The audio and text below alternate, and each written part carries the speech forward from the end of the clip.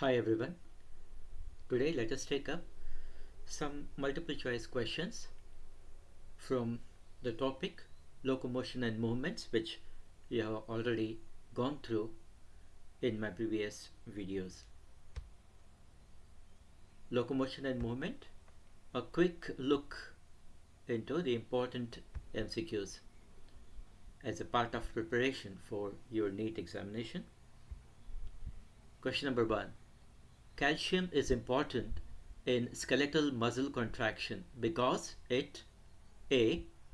binds to troponin to remove the masking of active sites on the actin for myosin, activate the myosin ATPase by binding to it, detaches the myosin head from the actin filament, prevents the formation of bonds between the myosin cross bridges and the actin filament. So if you look at these options, so the right one is binds to the troponin to remove the masking of the active sites on the actin filament. So that is the right answer.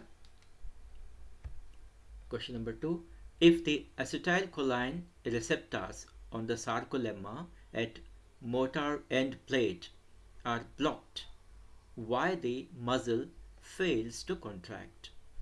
Now it's quite obvious that if the sarcolemma and the axon ending, that part which is called as the motor end plate, okay, or the neuromuscular junction, if at that point the receptors for acetylcholine which are there on the sarcolemma, if these receptors are blocked, so what will happen? There won't be transmission of impulses from the nerve or the neuron to the muscle fiber. So as there is no transmission of impulses across the synapse, no excitation of the muscle fiber, and therefore what we see is let's see the options for that. The calcium ion released by the sarcoplasm cannot bind to troponin. Muscle is not excited as the synaptic transmission cannot take place. Yes, that is the right answer. The other options given, muscle is not excited as the conduction of impulses fail to occur, and calcium channels in sarcolemma remain closed. Now, one important thing you have to note here is it is not the conduction of impulses. Conduction of impulses means the transmission of impulses or movement of impulses along the axon of the neuron. So that's called as conduction. When the nerve impulses are passed on from one neuron to another neuron or from one neuron to the muscle across a synaptic cleft, then we call it as the synaptic transmission.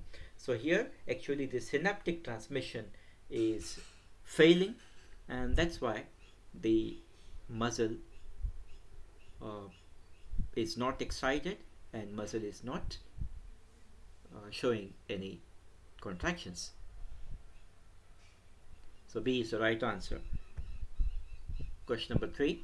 Which of the following muscular disorders is inherited?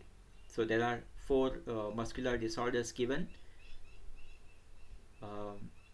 In fact, out of that, 3 are actually the muscular disorders. Tetany, A. B. Muscular dystrophy, C. Myasthenia gravis, and D. Botulism. If you look at these options, tetany is caused by hypocalcemia. What is hypocalcemia? That is decrease in the calcium level in the blood. Hypocalcemia. So because of the deficiency of calcium ions, the muscles also undergo tetany, okay, a kind of contraction, persistent contraction, or cramps, like cramps we call, no, in the muscles of the calf or any other part of the body where the muscles get contracted and they are not relaxing, right? Cramps, what we call. So that is because of the tetany. But here, tetany is for a deficiency disease, not inherited. Then muscular dystrophy is, yes, a kind of inherited disorder. It is because of the genetic defect in dystrophin gene. So that's why B should be the right answer. Myasthenia gravis is autoimmune disease. Autoimmune diseases are not inherited, right? And then botulism is, of course, the food poisoning due to the bacterium Clostridium botulinum. Okay, so therefore the right answer is the muscular dystrophy. Question number 4. Which of the following hormones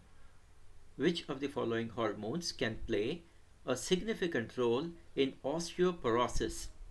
Remember, osteoporosis is a condition in elderly people and more so in women after the menopause, because after the menopause the estrogen levels, the estrogen hormone levels decline drastically, and because of that the calcium deposition in the bone and calcium absorption will be declining. So as a result the bones become more porous, right?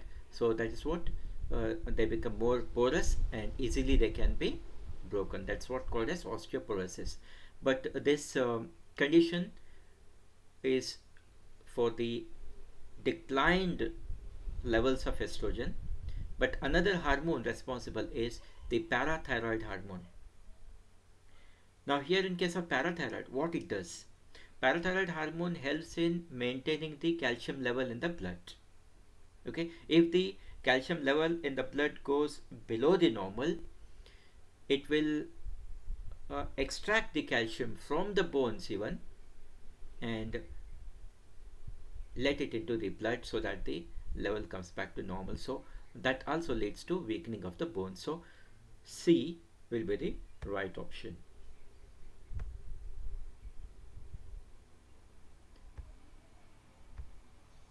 Let's take up question number 5. Out of X pairs of ribs in humans, only Y pairs are true ribs. Select the option that correctly represents values of X and Y and provides their explanation. So 4 options are there. Option A, X equal to 12, Y equal to 5. True ribs are attached dorsally to vertebral column and sternum on the two ends. No. B, X is 24. Remember, the X is value in pairs, so it can't be 24. So we have 12 pairs, isn't it? So it can be 24 pairs. So B and C are not at all related. And what we see in A option, what is said, true ribs are attached dorsally to vertebral column and sternum on two ends, means sternum is also on dorsal side, so that's not true. D will be the right option because X is the 12 pairs of the ribs what we have, and Y, the Y representing the pairs of true ribs, 7 pairs we have of the true ribs. And true ribs, what are the true ribs? As we know, the true ribs are those which are articulating with the vertebral column on the dorsal side, and on the ventral side they are articulating with the sternum. So true ribs are attached dorsally to vertebral column and ventrally to the sternum is the right answer. Question number 6. The pure joint between atlas and axis is a type of cartilaginous joint, synovial joint, saddle joint, fibrous joint.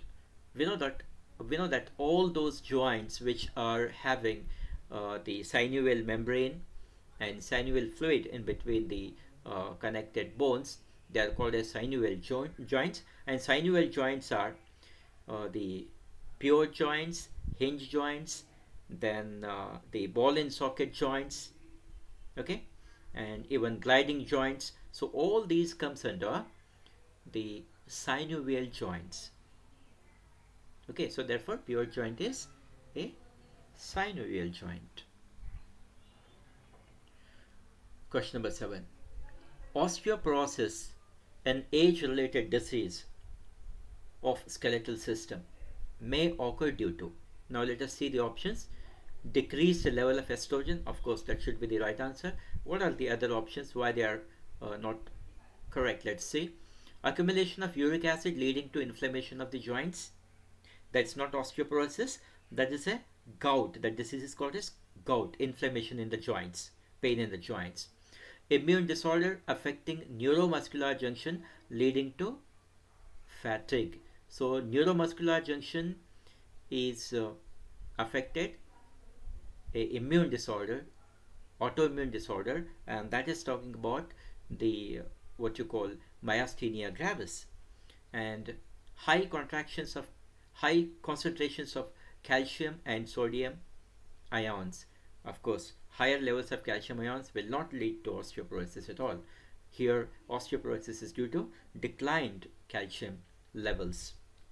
So therefore, A, decreased levels of estrogen in women when they reach the menopause age. Okay, after the menopause, usually this is seen in the women. Question number 8.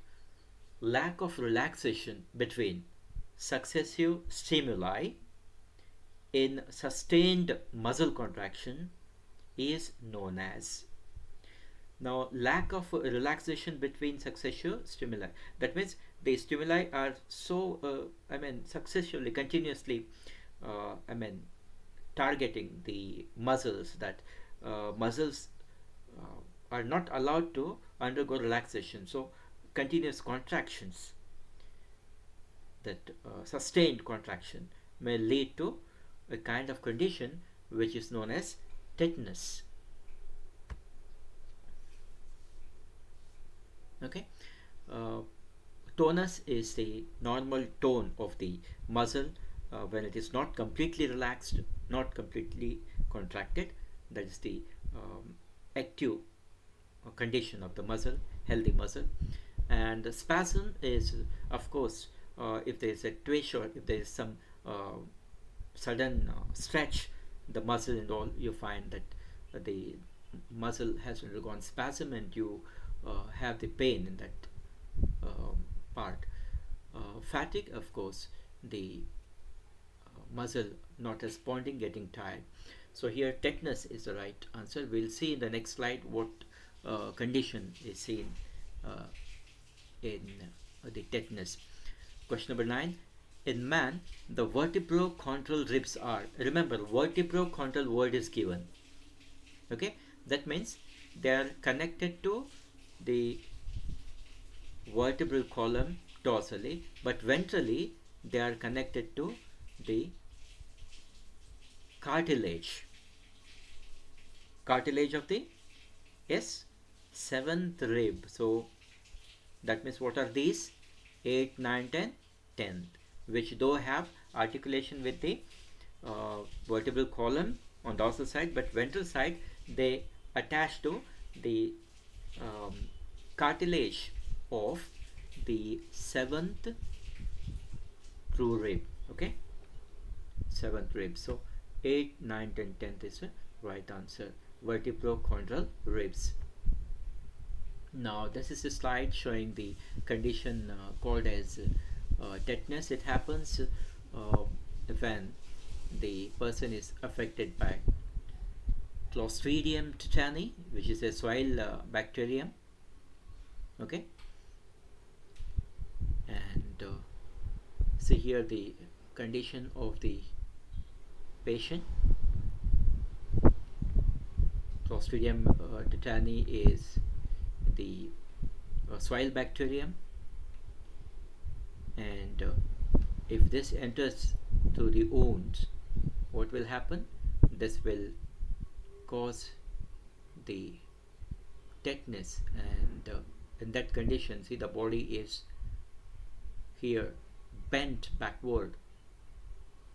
Okay, this is because of the muscular tetany, muscular tetanus condition, that is called as muscular contraction, and this is sometimes very, very dangerous. It may lead to the collapsing of the trachea, and may lead to the death. And here also it is called as jaw lock, and the facial muscles may also undergo the contraction, sustained contraction, as you see here. So these are the two examples of the tetanus, and of course therefore now the tetanus injection is given if you have any septic infection or any wound caused by the say a rusted nail or something like that. Tetanus injection is given to prevent this kind of damage to the muscles. Question number 10.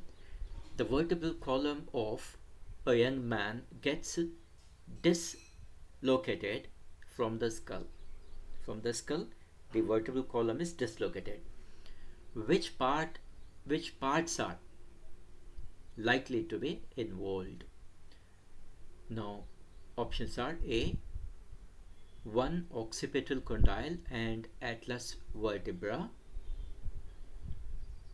B, hyoid bone and axis vertebra, they are not at all connected, 2 occipital condyles and axis vertebra, 2 occipital condyles and atlas vertebra. If the skull has to get detached from the vertebral column, that means the condylar joint between the atlas and the occipital condyles has to be dislodged or has to be disconnected. So that is how the vertebral column of a young man gets dislocated from the skull. So D is the right option. Question number 11. Glenoid cavity articulates A, clavicle with scapula, humerus with scapula, clavicle with acromian, scapula with acromian. We know that the glenoid cavity is present in the scapula, and to this glenoid cavity the articulation is of the upper arm bone, that is humerus. So humerus with scapula is the right answer. Clavicles, which are the bones, collar bones, and they are articulating with the acromian process of the scapula. Okay, so here glenoid cavity articulates with the humerus, that is the articulation of humerus, and scapula is at glenoid cavity. Then question number 12. Which of the joints allow no movements? Now we have the joints which allow no movements, we have the joints which allow limited movements, we have the joints which allow movements in all the direction, like maybe 180 degree or 360 degree rotational and all. So now the question is, which of the joints allow no movements? Of course, they are the fibrous joints which allow no movements. Fibrous joints are found in the sutures of the brain, sutures of the cranial cavity, that is protecting our brain. And this cranial cavity is made up of, as you know, 8 bones, 8 flat bones, and they have the serrated margins which fit into each other, and it is the point where these plates of the cranium are joining, right? We have the fibrous joints, and they do not allow movements. Okay, so D will be the right answer. Question number 13. Stimulation of a muscle fiber by a motor neuron occurs at A. The sarcoplasmic reticulum, B. The neuromuscular junction, C. The transverse tubules, D. The myofibrils. It's a very easy question. Yes, neuromuscular junction. And question number 14. Symphysis consists of symphysis, as you know, the pubic symphysis. Pubic symphysis is the joint between the two pubic bones in our pelvic girdle. Okay, so this joint, as we know, is fibrocartilage. Okay, so therefore C is the right answer. Question number 15. Which opening occurs in a pair? Openings are there in our skeletal system. So which of the following is an example of paired openings? Obturator foramen, A. B.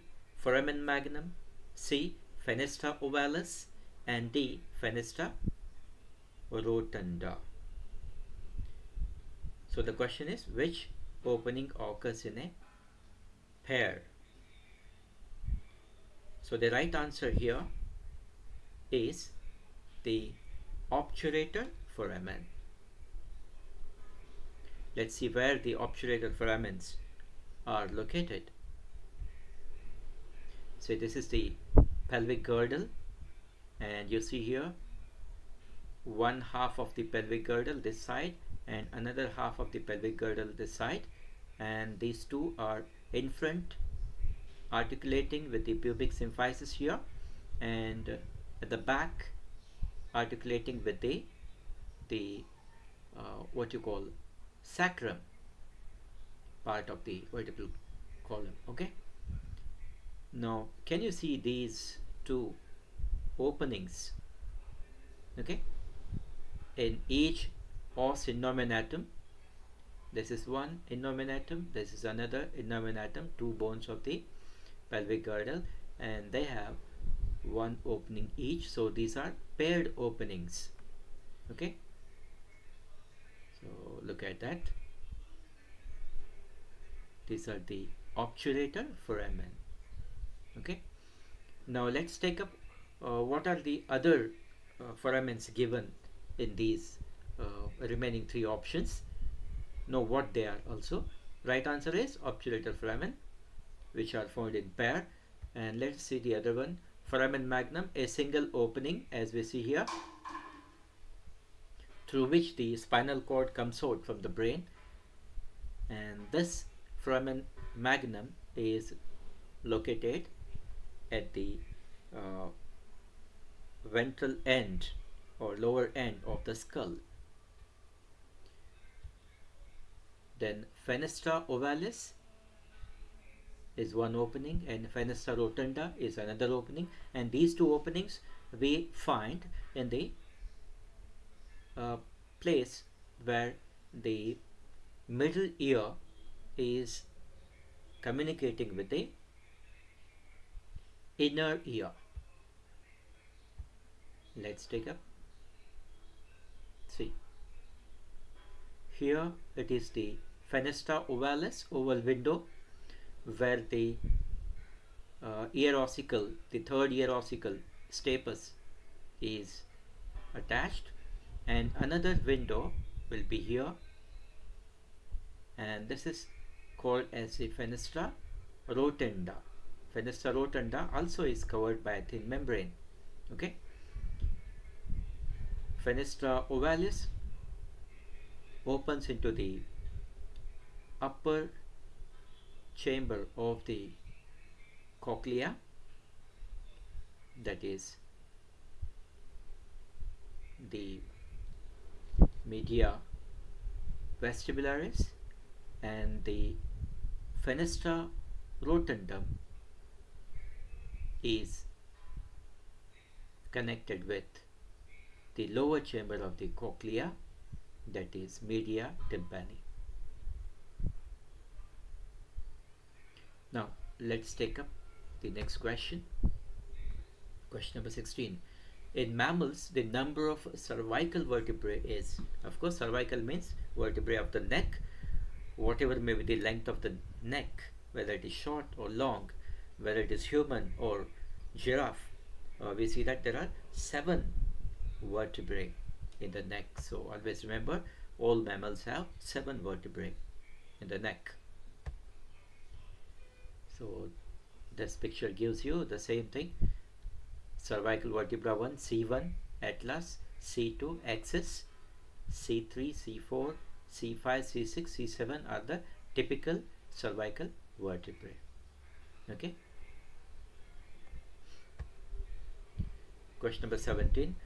Which is not true for red fibers? You know that muscle fibers are red as well as white. So which of the given options here is not true for red fibers? Let us see. Muscle contains a red colored oxygen storing pigment, so that is true with the red fiber. Which is not true, you have to find. Muscle containing plenty of mitochondria. Yes. See, they are also called aerobic muscles. Yes, because a lot of oxygen is made available by the red colored pigment there, myoglobin. Okay. Then the amount of sarcoplasmic reticulum is high. So this is the point where you have to stress upon. Compared to the red fibers, okay, in white fibers the sarcoplasmic reticuli are high.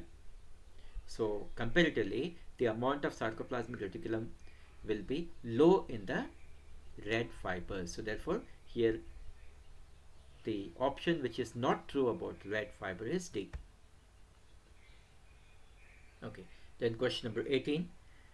Ankle, knee and elbow joints are, what type of joints these are? Yes, we know that all these are coming under one category. What do you call it? Synovial joints. Yes, synovial joints. Ankle joint, knee joint and elbow joint. 19. Which is correct description? 4 options are there. A. First vertebra is axis, which articulates with occipital condyles. No, that's wrong. First vertebra is atlas. B. Parietal bones and temporal bones of skull are joined by fibrous joints. Yes, that is right. C. 9th and 10th pair of ribs are called as floating ribs. No, wrong. It is 11th and 12th pair. Then D. Glenoid cavity is the depression to which thigh bone articulates. No, that's wrong. That's femur bone will be femur bone is the thigh bone, and that is articulating with the acetabular cavity in the pelvic girdle. Okay, glenoid cavity is in the pectoral girdle and it allows articulation of the humerus. So therefore, the right option here is B.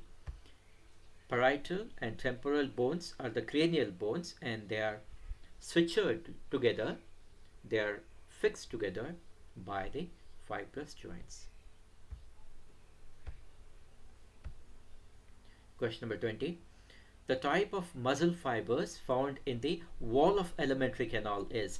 Now here students, you have to know one thing. Generally we say that the alimentary canal, the wall of the alimentary canal has got the involuntary smooth muscles.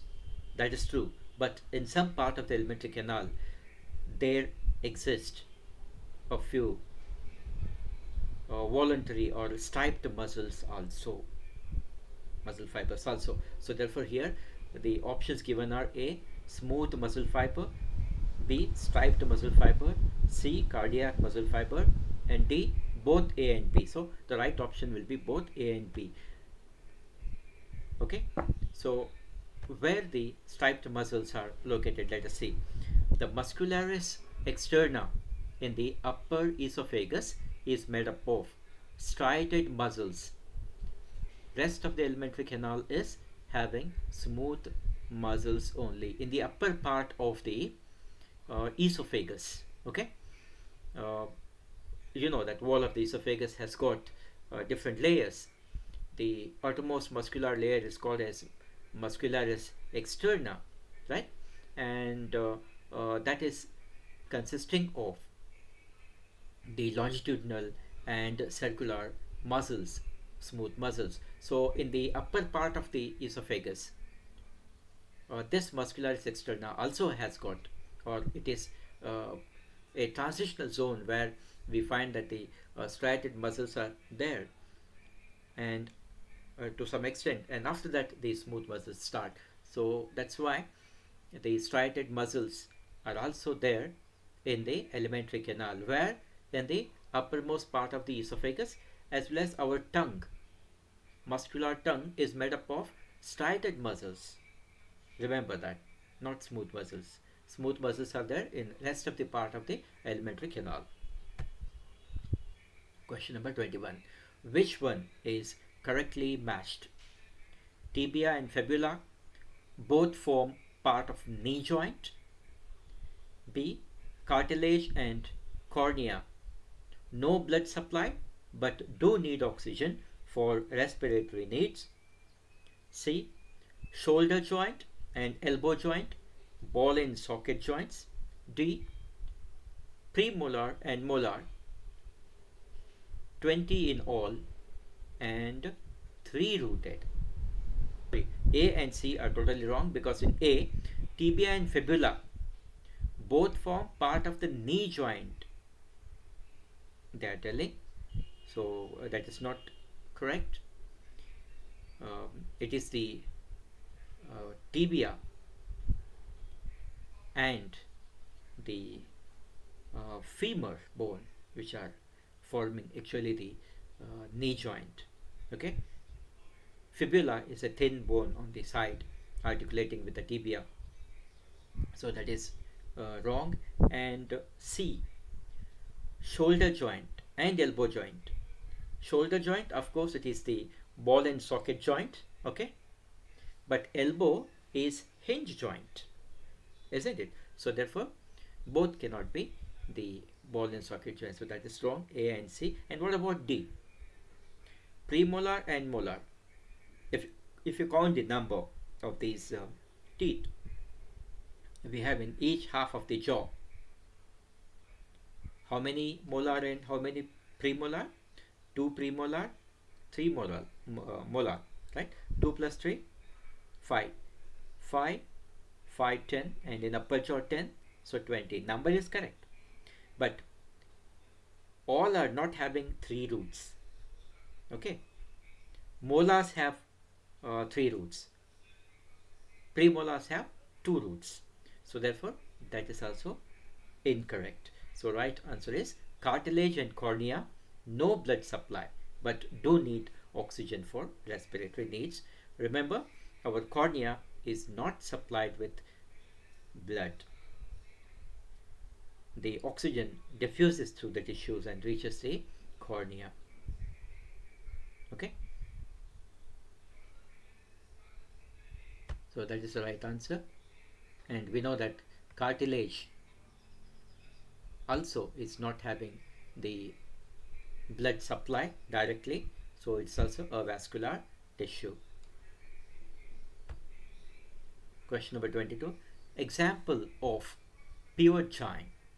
Pure joint is one, as you have seen, that it is a joint which allows a rotatory movement to some extent. Okay, on the options given are ankle joint, hip joint, radioulnar joint, metacarpophalangeal joint. Usually we give the example of pure joint as the atlas and axis. The odontoid process of the axis is articulating with the surface of the atlas and allow the rotatory movement. Okay, so the atlas can rotate like this when it is connected with the axis. So that's how the joint between the atlas and axis is called as the pivot joint, which allows our head to move both the sides like this, 180-degree movements. So that is the pivot joint. But what is another example? Another example is given here. A radio-ulnar joint is also pivot joint. Where it is located, how it looks like, we'll look into the another slide. Now remember, the pivot joint here is radio-ulnar joint. Let's take up the picture. Look at this. These are the two bones of the lower arm region. So the same thing is shown here. See the articulation here. See the articulation here.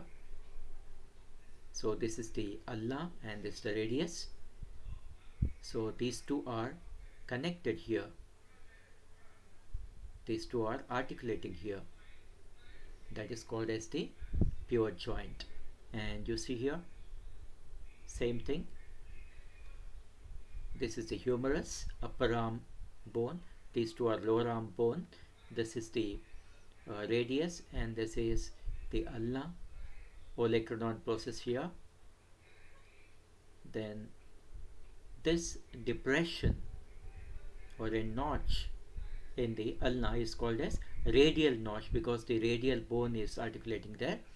And this facet or part of the radius or the head of the radius, you can say, is having a protuberance. As you see here, this is the protuberance, right? So that will be exactly befitting. That's called as a radial tuberosity, that is exactly befitting into the radial notch on the ulna. Like this, the ulna and radius are articulating here. So that kind of joint is also known as the pivot joint. It's also synovial joint, uniaxial. It's called as, because it is in single axis movement. So pivot joint. Remember, that is another example for pivot joint, radio-ulnar joint. Question number 23. In human beings, cranium is formed by A. 8 bones, of which 2 are paired, 10 bones, in which 2 are paired, 12 bones, of which 4 are paired, 14 bones, of which 6 are paired. Now you have to look at this question. In human beings, cranium, that is the bony box protecting our brain, is formed by, we know that the cranium has got 8 bones. So without any confusion, you can go to the option A, 8 bones, of which 2 are paired bones. What are these paired bones? Parietals and temporal. There are 2 in number. Okay. Then question number 24. In a resting muscle fiber, the troponin partially covers. What it covers? A. Calcium binding site on the actin. B. Calcium binding sites on troponin. C. Actin binding sites on myosin. D. Myosin binding site on actin. Remember, active sites are on actin only, right? And these are covered by the troponin. Okay, and when the calcium binds to the troponin and displaces the tropomyosin, then what happens? The uh, myosin binding sites on the actin open up.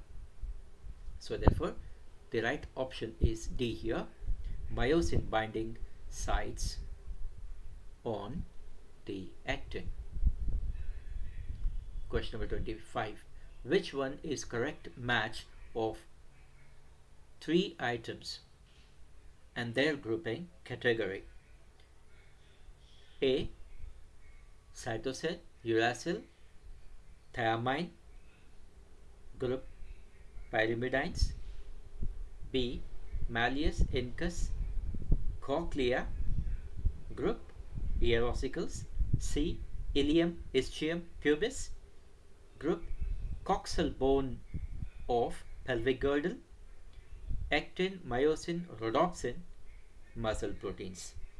Now in this question, uh, see, you may get confused. You may say that, sir, there are two right options. No, there's only one right option. Here it is not thymine. Thymine is the thymine. T. This is thiamine. It is thiamine, not thymine. Remember. So therefore, cytosine, uracil, thiamine is given. That is wrong. If it was thymine, then these are all the pyrimidine base pairs we know. Then B. Malleus, incus, cochlea is given. Stapes is not given, so that's wrong.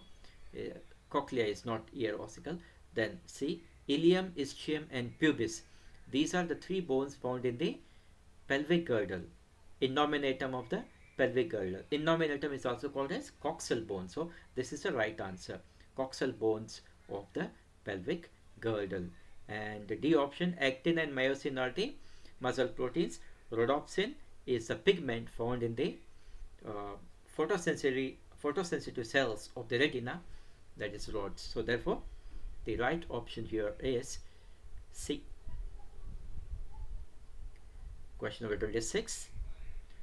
The unpaired facial bone is.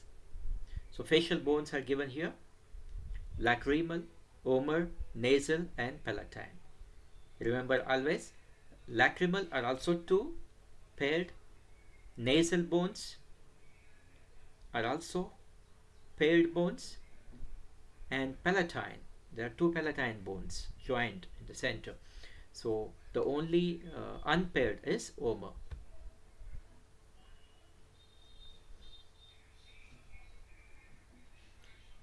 Now we'll take up the remaining questions in another video.